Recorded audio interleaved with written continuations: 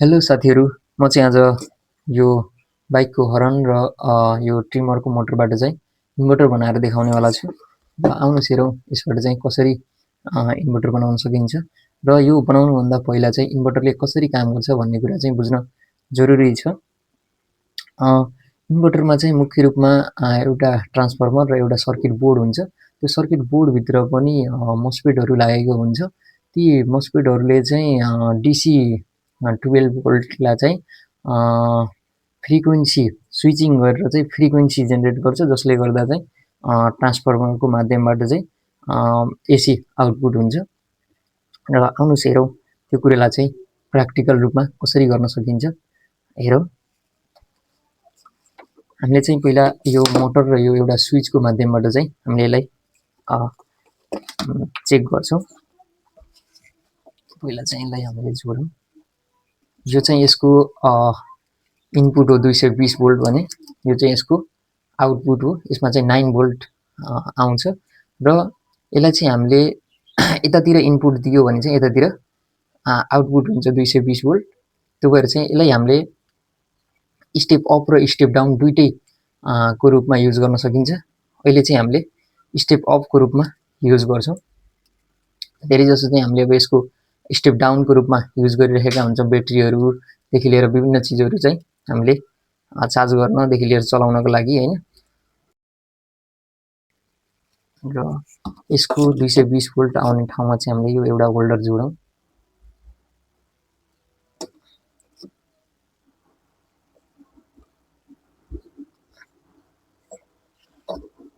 र यो चाहिँ देख्न सक्नुहुन्छ यो 5 वाटको बल्ब हो है।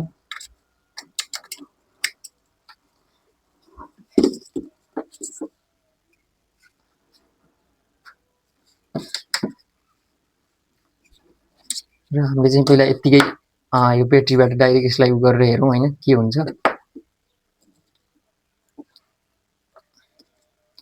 र मैले चाहिँ यो ट्रान्सफर्मरबाट यो यसको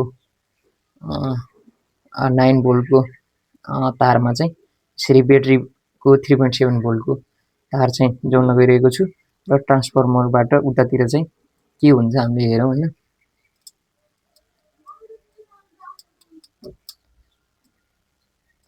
र यसलाई चाहिँ हामीले स्विचिङ गर्यो भने जस्तो कि अब छुनी नछुनी हैन, त्यसलाई चाहिँ टच गर्ने निकाल्ने गर्दाखेरि चाहिँ एउटा फ्रिक्वेन्सी जेनेरेट भएको छ, जसले गर्दा चाहिँ बल्ब बलिरहेको छ।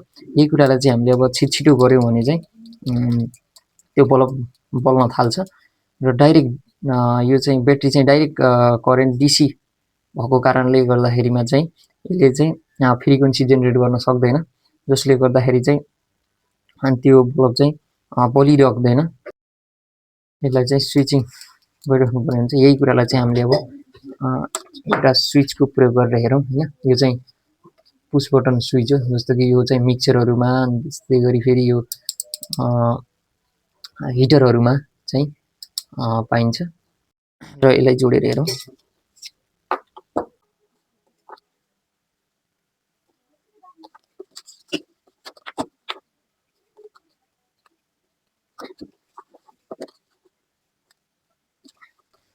मैले चाहिँ यसलाई दुईटैलाई जोडेँ है।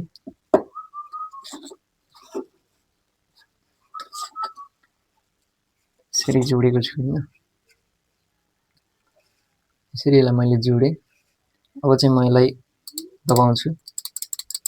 जति छिटो हामीले गरिन्छ त्यति नै त्यो बल्न थाल्छ, त्यति नै फ्रिक्वेन्सी जेनेरेट हुन्छ, जसले गर्दा चाहिँ अब एसीको केसमा चाहिँ कस्तो हुन्छ भन्दाखेरिमा चाहिँ एकचोटि माथि जान्छ र एकचोटि फेरि तल आउँछ, एकचोटि माथि जान्छ एकचोटि तल आउँछ। र अब यही चिजलाई चाहिँ हामीले मोटर लगाएर यसलाई चाहिँ अन अफ गरियो भने चाहिँ त्यो बल्न थाल्छ।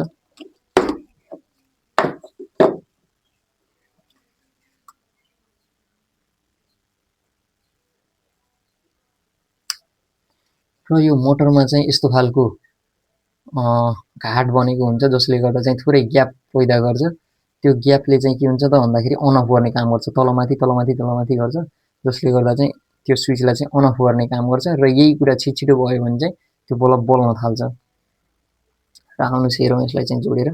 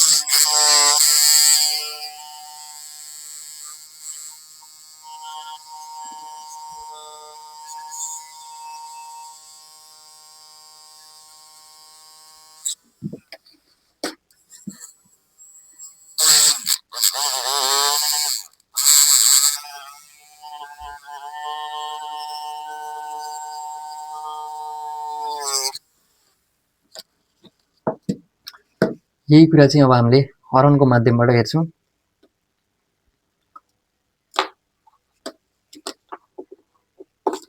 यसलाई चाहिँ मैले हटाइदिएँ। अब यो हर्न चाहिँ मैले साइकलमा हाल्नको लागि चाहिँ मैले इलेक्ट्रिक साइकल बनाएको थिएँ। त्यसमा हाल्नको लागि चाहिँ मैले यसको कोइल चाहिँ 3.7 भोल्टबाट चल्ने बनाएको थिएँ। त्यो कोइललाई चाहिँ हटाइदिएर त्यो कोइललाई चाहिँ अब त्यो चाहिँ 12 भोल्टबाट मात्र चल्ने थियो। मलाई चाहिँ 3.7 भोल्टबाट चल्ने चाहिएको थियो। त्यो भएको भएर चाहिँ मैले त्यसको कोइललाई चाहिँ निकालेर अलिकति त्यसको वायर चाहिँ हटाइदिएको थिएँ।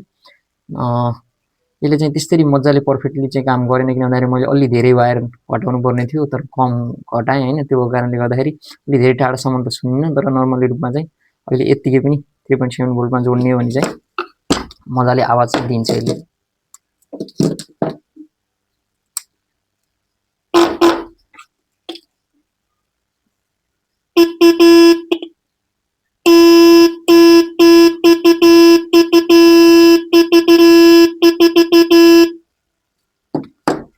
यसमा चाहिँ के हुन्छ त भन्दाखेरिमा चाहिँ एउटा कोइल हुन्छ जसले चाहिँ म्याग्नेट बनाउँछ। यहाँ करेन्ट दिनेबित्तिकै म्याग्नेट बनाउँछ र त्यो तल आउँछ। तल आउन साथ फेरि त्यो अफ हुन्छ अनि त्यसपछि फेरि त्यो माथि जान्छ, फेरि त्यो फेरि म्याग्नेट बनाउँछ, टच हुन्छ। त्यो एउटा पत्ती जस्तो हुन्छ। त्यो कारणले गर्दाखेरिमा चाहिँ त्यो भाइब्रेट भइरहेको हुन्छ कि भाइब्रेट भइरहेको हुन्छ छिटो, जसले गर्दा चाहिँ फ्रिक्वेन्सी जेनेरेट हुन्छ। अन अफ हुने काम छिटो मात्रामा हुन्छ, जसले गर्दा चाहिँ त्यो बत्ती बल्न थाल्छ।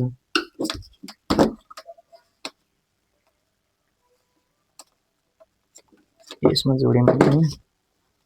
त्यस्तै गरी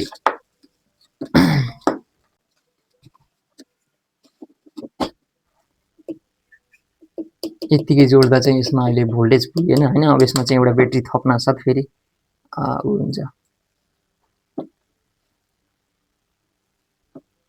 मैले चाहिँ सिरिजमा जोडेँ यसलाई। जस्तै कि यहाँ प्लसमा छ, यसको प्लस चाहिँ यहाँ हुँदै यसमा आयो अनि यो चाहिँ माइनस भाग भयो। यो चाहिँ मैले यसरी